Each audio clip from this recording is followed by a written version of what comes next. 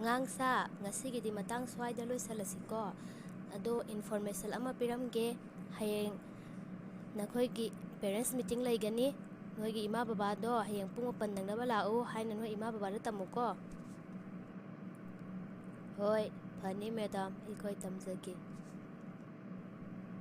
Aikoi ima baba gi thabak kuchinduda lakpu lakpigadra khangdeda. Angangsa, parents meeting lay hairaga karigino nakoigi ima baba amata school da laktrabadi. Nakoi bu pau kado amata tamdraboba. Tammi oza. Ado ima baba do amata chatpiyo yadaba. Thabak chilli na adum yetna dana laibadane meeting matam hendo khare. Khangni dana ngasidi thabuk tauge. Phare lakhaudabana lakhaudare adudi makha amak larik taktharasiko. Phani madam. A for apang, B for budu, C for carrot. Madam, amagta lepi ko. Adudi onare, adum natak to banatiye.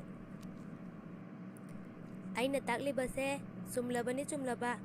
Phare angangsa, ngasigidi matang swai da loisalasiko. Hayeng amuk thengnarasi. Thank you, madam. Madam ay lakzari.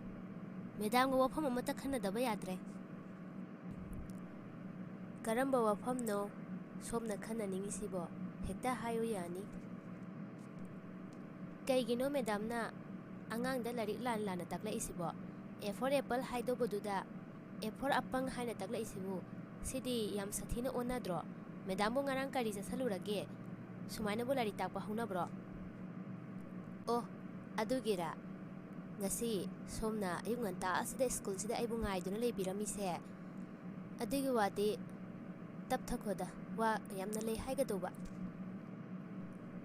Angang da larik lana tae haraga amuk kari wano haidorisina. Somse aina parents meeting gi kaubiba matamdadi thabak sille haina nomata lakhide. Nasa se school sida kari tauri kari leiri haba amata hana yenglade. Aduga ngasi aina larik lana taklubu matamdadi hekta thabak kaseloina hangkhibai wani ne ha. Parents meeting laktabaduda laknaba haina aina lana takhibani. Adugiti lana launa roisi. Adubu somna nacha se school sida ming chansalamaga nomata laktaba habase somge asoibo erakani.